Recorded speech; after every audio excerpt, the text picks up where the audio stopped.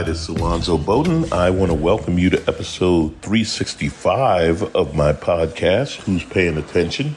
I am still in Montreal. I'll be up here for another 10 days, and next week is going to be a nicer podcast because I'm doing it live from the festival. Today's more like a quick update, just staying in touch with you guys and appreciating you being out there listening. Speaking of listening and watching, my new special is on YouTube. It's on the Helium Comedy YouTube channel. It's called Stupid Don't Get Tired, and people seem to like it. So check it out. It's on Helium Comedy on YouTube, or you can go to my website, alonzobodden.com. Obviously, there's going to be a link to it because, hey, I did it. So what's going on? The heat is still going on in the UK and Europe. Places that aren't equipped for hot are hot. England's been over 100 degrees, set some records, and they don't have a lot of air conditioning.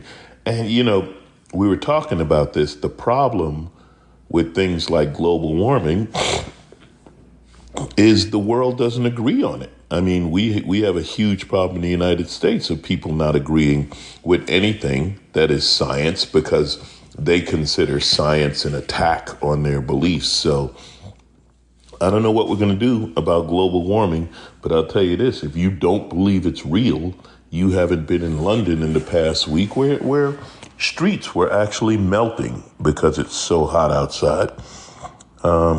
Speaking of not believing in science, and maybe there is some science here. So Lauren Boebert has stepped up her stupid game.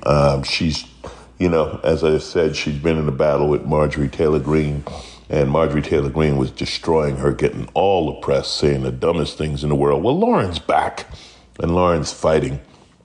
Lauren is backing Betsy DeVos on a call to abolish the education department. Now, Betsy DeVos almost demolished the education department herself when she was running it, and Lauren is she didn't graduate from high school. She dropped out of high school and she has a GED, which is okay. I mean, I've nothing against people with a GED, but it is kind of funny that, well, because you dropped out of high school, you figure no one has to go to high school. No, Lauren, in a way, Boebert is, I don't know, a role model to those, how shall I say it, less informed. I mean, she made it all the way to Congress.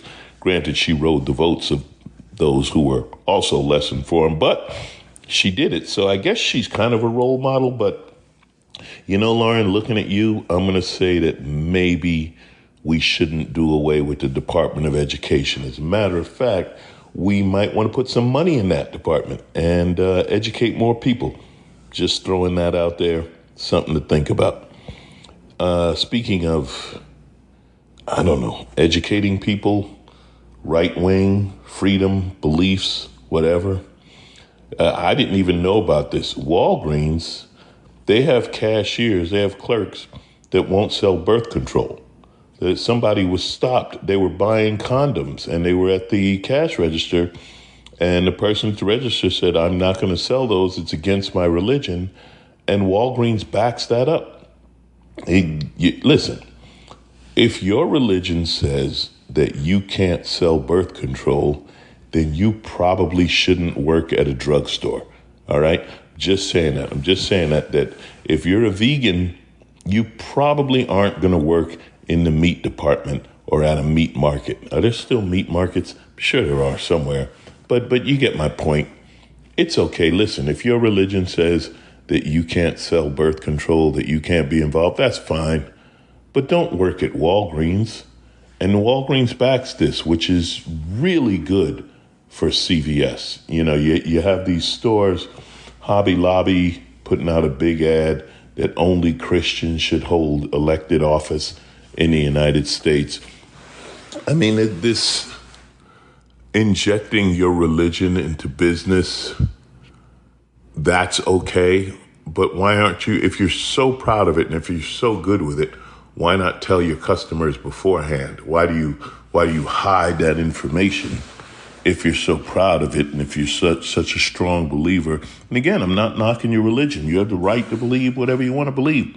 I don't care about that, but don't stop me at the cash register from making a purchase because of your belief, that's not really fair, nor does it make any sense. Speaking of not fair and not making any sense, and again, I'm telling you, this is going to be a quick podcast. Chappelle was canceled again. There's a club in Minneapolis, it's called First Avenue, and they canceled they booked Dave Chappelle. Now, this club was famous, by the way, because Prince performed there. He used it in the movie Purple Rain. It's I guess, kind of a landmark club in Minneapolis. And they booked Chappelle, they had a show, they sold the show out. Then the day of the show, they cancel and say, because of Dave's transgender jokes, we can't let him perform here, whatever. And again, listen, that's fine. It's your theater. You don't want Dave Chappelle there? Okay. Don't do it the day of the show. You didn't know a week before or whatever that you didn't want Dave Chappelle there. You wait to the day of the show. How inconvenient is that for all the people who bought tickets who wanted to see Chappelle? Suddenly, now you move it to a different theater. The seating's different, to this, to that, the other. You have to deal with it,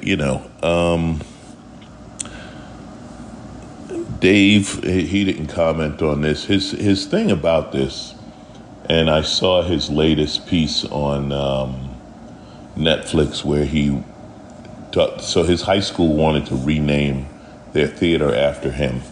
And he said, no, don't do that, because so many of the students seem to protest his transgender jokes, and they instead changed the name to the Center for Artistic Development or something like that.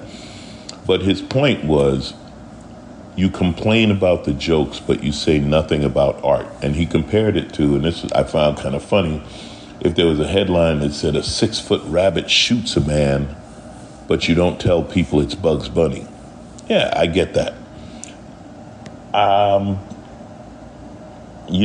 If you listen to me at all, I'm a huge Chappelle supporter, fan, believer, whatever you want to call it. I think he's the GOAT right now. He's operating on a different level. I love what he's saying on social issues and all that. And you may not agree, and that's okay. The transgender stuff, I think if you watch the whole special, you probably get a different view of it. But again, you may not agree, and that's absolutely fine. I don't expect you to agree with everything I said, but this is just unfair to the patrons. I don't know if this is a publicity stunt or what this is, but you don't move a show on the day of the show. That's all I'm saying. That's a cheap way to do it, in my opinion. The hell do I know? I don't sell out theaters in Minneapolis. Just saying, could have done better. Well, what else did I want to talk about? Which you fine people. You people are absolutely great. I've just been bouncing through the news. I'm not going to get into more of an attack on public schools, okay? The January 6th hearings, now we've got the Secret Service hiring outside counsel to make sure nobody can find their texts. It's funny now how much depends on texts and emails and deleted texts and hidden emails and this and that. Can't get into the conspiracy theory. Don't know. What does the Secret Service know? What did Donald Trump say to the Secret Service? What did he say in the car that the Secret Service might have overheard? I don't know. It's hard to get into it. I'm not going to. I'm going to close this podcast with a bit of good news. If you remember from last summer, there was a story of Bruce's Beach. Now, for those who don't know, and I talked about this time last year, I was doing that daily radio show. Seems like forever ago. Anyway, LA County, so let's go back to the start. In 1912, the Bruce family, a black family, bought some land on Manhattan Beach, which is very expensive land today. But anyway, they bought land on Manhattan Beach, and it got to be known as Bruce's Beach, and it was where black people went to the beach. It was a small plot of land. Of course, this being the early 1900s, could be the early 2000s. Things, unfortunately, are going backwards instead of forwards. The white people didn't want the black family on the beach.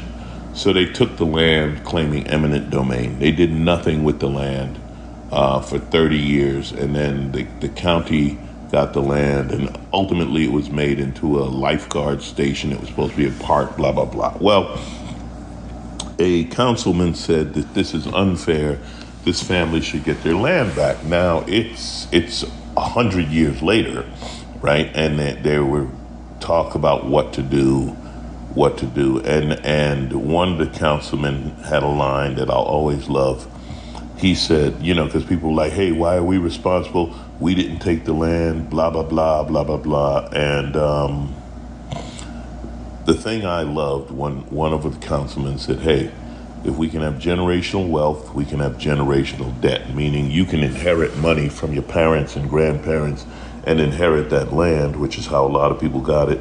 So you can inherit the debt for what was done wrong to this black family. So ultimately, they just got the land back. They just gave them the deed this week. The grandchildren of the original Bruce family, the county has made a deal. They have a lifeguard station on it to pay $400,000 a year for the lifeguard training station, pay $400,000 a year to lease the land, and the option to buy the land from the family for $20 million if the family chooses to sell. So it's a win. It's a win. They've got it. The family got their land back. That's a good thing. I'm not even going to get into the negative side. I don't care. I'm sure people at Fox News are very upset. Well, this is how it works. This is what's known as being fair when land is seized, because land is value. Land is seized from a black family and given back to a black family. So good on that. Let's end on a high note. This weekend's going to be fun for me. I'm in Montreal, Just for Laughs, biggest comedy festival in the world. Really going to be kicking off next week, so I look forward to that. Thank you for tuning in to my quick little podcast this week. I will definitely have a better one next week. We will go live with, it'll be recorded when you hear it, but we're going to be doing a live podcast with comic guests from the festival, so that's going to be a lot of fun. You guys stay safe, keep laughing, and try to stay cool. Oh, and if you have pets, particularly if you have a dog, don't walk your dog in the heat of the day. The ground is too hot. They said keep your dog inside from 10 in the morning until 6 in the evening. Or if you you know what I do? I take my dog to the park, so when I do walk him, he walks on grass. Just give him a break. Touch the ground. If the ground's hot to your hand, imagine how it is to your dog's paws. Try to help animals stay cool in this time of year. You stay cool too. Keep laughing. It's Alonzo Bodden. Who's paying attention? As always, you are. And it's summertime. Take a little break from the news.